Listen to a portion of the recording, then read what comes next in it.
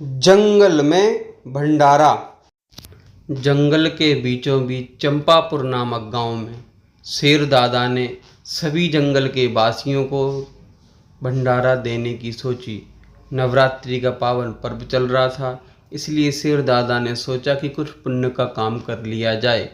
उन्होंने अपने मंत्री को बुलाया और उनसे बोला कि आप गांव में जाओ और सभी गांव के वासियों को बोल के आओ कि हमारे यहाँ भंडारा है और हमारे यहाँ भंडारे में आप सभी को आना है।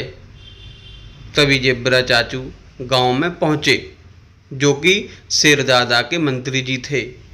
तो उन्होंने बोला, सुनो सुनो सुनो, सभी गांव वाले सुनो, राजा साहब ने भंडारे का कार्यक्रम रखा है, तो आप सभी गांव वालों को भंडारे में आना है और भंडारे का आनंद लेना है।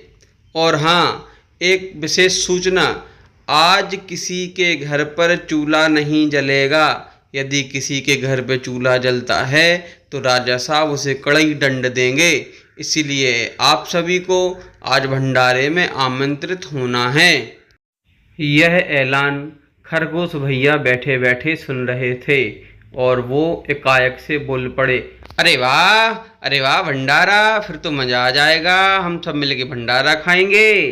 तभी दूसरी ओर से हाथी भी बोल पड़ा, चलो बढ़िया है, आज के दिन खाने का इंतजाम तो हुआ, हमें यहाँ वहाँ से कोई खाने का इंतजाम तो नहीं करना पड़ेगा, चलो आज के दिन भंडारा ही खाने चलते हैं। ऐसी बातें चल ही रही थीं गांव वालों के बीच में।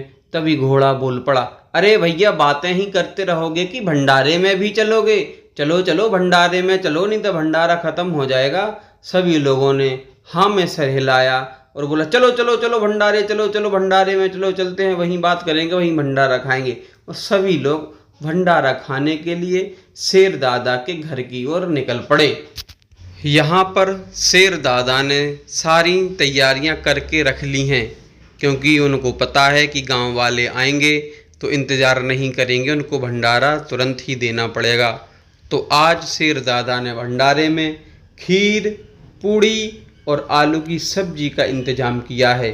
सभी गांव वालों को खीर, पूड़ी, आलू का भंडारा शेर दादा देने वाले हैं, जो कि भंडारे की बांटने की जिम्मेदारी हाथी, दादा और खरगोश को सौंपी गई है।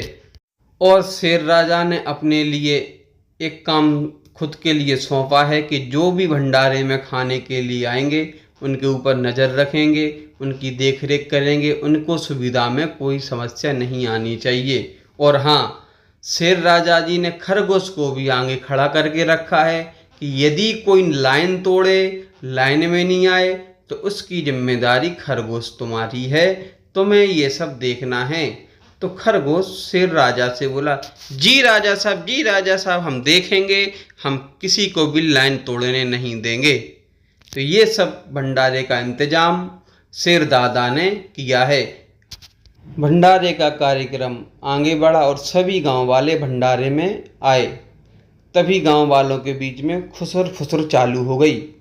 घोड़ा बोला, अरे वाह, खुशबू तो बहुत अच्छी आ रही है, हमें लगता है आज तो भरपेट खाना मिलेगा।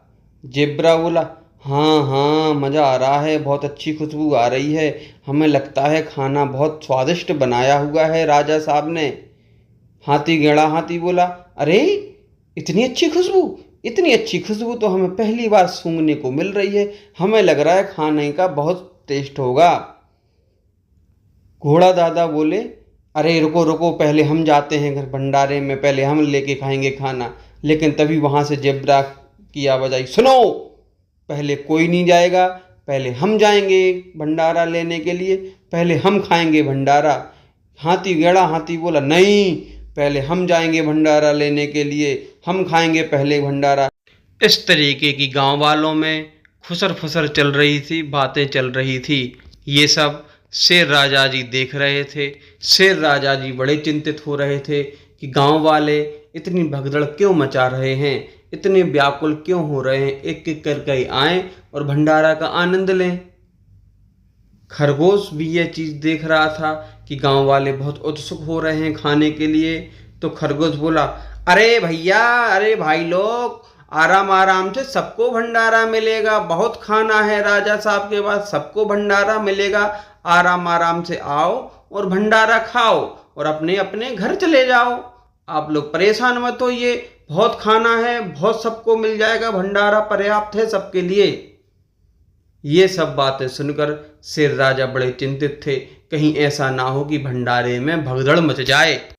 अब देखना यह है कि इस कहानी में आगे क्या होता है।